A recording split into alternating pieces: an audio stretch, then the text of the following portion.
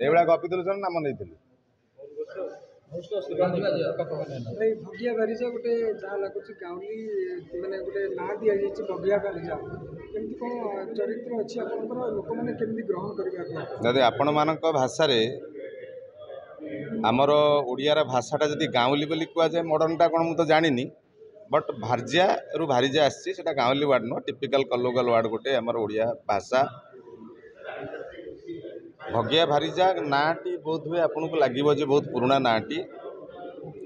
ଏଥିରେ ଆମର ପ୍ରଯୋଜକ ଭୀଷ୍ମ ସାର୍ ହୁଅନ୍ତୁ, ହରିହର ମହାପାତ୍ର ହୁଅନ୍ତୁ, ଏ ନାଁଟିକି ଚୁଜ୍ କରିଛନ୍ତି ଏଇଥିପାଇଁ ଯେ ବର୍ତ୍ତମାନ ସୋସିଆଲ ମିଡ଼ିଆରେ ଆପଣମାନେ ଦେଖିପାରୁଥିବେ ଯେଉଁ ରିଲ୍ସ ହେଉ କି ବିଭିନ୍ନ ଜାଗାରେ ବର୍ତ୍ତମାନ ଲୋକମାନଙ୍କର ଗୋଟେ ହବି ହେଇଗଲାଣି, ସେଇଟା ନିଜ କାମ ଦାମ ଛାଡ଼ି ସବୁ ରିଲ୍ସରେ ମାତିଛନ୍ତି। ସୋସିଆଲ ମିଡ଼ିଆ ତିଆରି ହେଇଥିଲା ଗୋଟେ ଭଲ କାମ ପାଇଁ, କିଛି ଉନ୍ନତିମୂଳକ କାର୍ଯ୍ୟାନୁଷ୍ଠାନ ଗ୍ରହଣ କରିବା ପାଇଁ, ଲୋକମାନେ ତା ଦ୍ୱାରା କିଛି ଶିଖିବା ପାଇଁ। ଯାହା ହଉ ଏ ରିଲ୍ସ କରିବାଟା ଖରାପ ନୁହଁ, କିନ୍ତୁ ରିଲ୍ସ କି ହବି କରିଦେବାଟା ହେଉଛି ବହୁତ ଖରାପ। ଆପଣମାନେ ଦେଖିପାରୁଥିବେ ସୋସିଆଲ ମିଡ଼ିଆରେ ବର୍ତ୍ତମାନ ରିଲ୍ସରେ ଲୋକମାନଙ୍କର ଅବସ୍ଥା କ'ଣ, ବହୁତ ଲୋକଙ୍କର ଧନ ଜୀବନ ବି ଗଲାଣି, ପ୍ରାଣ ବି ଯାଉଛି। ନିକଟରେ ଦେଖିଥିବେ ଆପଣମାନେ, ନିହାତି କରିଥିବେ, ଜଣେ BSF ଯବାନ ବି ଏମିତି ରିଲ୍ କରୁ କରୁ ଗାଡ଼ି ଆକ୍ସିଡେଣ୍ଟରେ ମରିଛନ୍ତି ଏବେ ଖୁବ୍ ଶୀଘ୍ର। ତେଣୁ ଇଏ ଭଗିଆ ଭାରିଜା ସିନେମାଟି ନାଁଟି ବୋଧହୁଏ ଆପଣଙ୍କୁ ଲାଗିବ ଯେ ଗୋଟେ ପୁରୁଣା କାଳିଆ ନାଁଟିଏ, କିନ୍ତୁ ସିନେମାଟି ଅତି ମଡ଼ର୍ଣ୍ଣ। ବର୍ତ୍ତମାନ ଘଟୁଥିବାର କାହାଣୀ, ଗୋଟେ ନିମ୍ନ ମଧ୍ୟବିତ୍ତ ପରିବାରର ସ୍ତ୍ରୀ ଲୋକଟି ରିଲ୍ସ କରୁ କରୁ କେମିତି ସେ ଟ୍ରାପ୍ ହେଉଛି ସିନେମା ଲାଇନ୍ରେ, ସେ କ୍ୟାରେକ୍ଟର ମୁଁ କରୁଛି ନେଗେଟିଭ୍ କ୍ୟାରେକ୍ଟରଟା, ତାକୁ ଟ୍ରାପ୍ କରିକି କେମିତି ଲାଷ୍ଟକୁ ସେ ସୁଇସାଇଡ୍ ପର୍ଯ୍ୟନ୍ତ ଯାଉଛି କଥାଟା।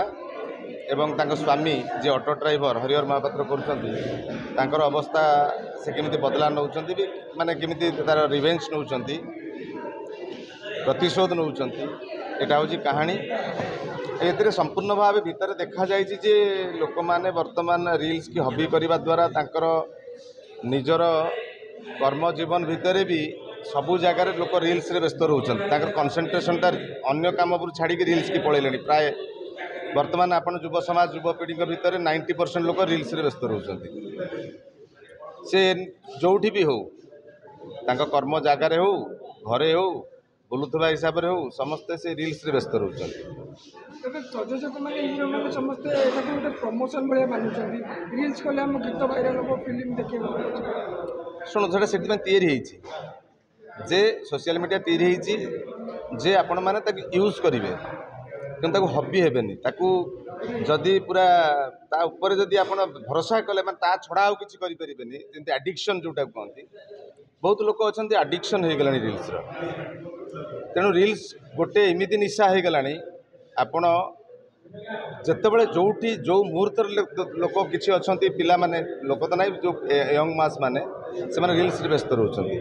ଇଏ ରିଲ୍ସରେ ଉପକାରିତା କ'ଣ ଅଛି, ଅପକାରିତା କ'ଣ ଅଛି, ଏ ସିନେମା ମାଧ୍ୟମରେ ଆମେ ଦେଖେଇଛୁ।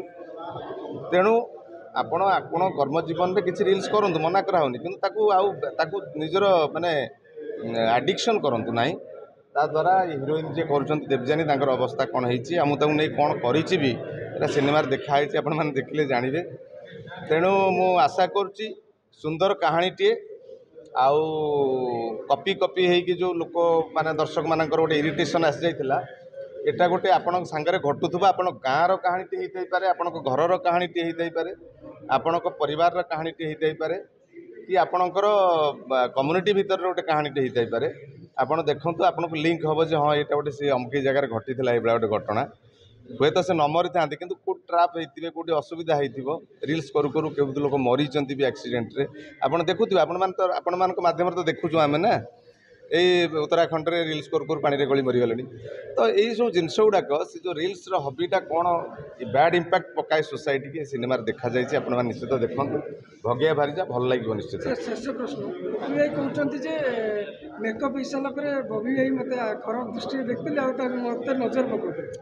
ଏଇଟା ବି ଗୋଟେ ପ୍ରମୋସନ୍, ଉପି ଏଇଟା ଗୋଟେ ପ୍ରମୋସନ୍ ମାଧ୍ୟମରେ ଯେଉଁ କହିଥିଲେ ଯେ ମୁଁ ମେକଅପ୍ ନେଇସାରିଲା ପରେ ବବି ଭାଇ ମୋତେ ଖରାପ ଦୃଷ୍ଟିରେ ଦେଖନ୍ତି। ସେ ମୋର ସାନ ଭାଇ।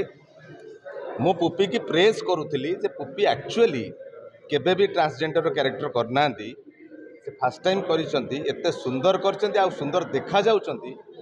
ସେଇଟାକୁ ମୁଁ ପ୍ରେଜ୍ କରୁଥିଲି ତା ମାନେ ନୁହେଁ ଯେ ମୁଁ ତାଙ୍କ ଉପରେ ଖରାପ ଦୃଷ୍ଟି ପକାଉଥିଲି। ଉପି ମୋର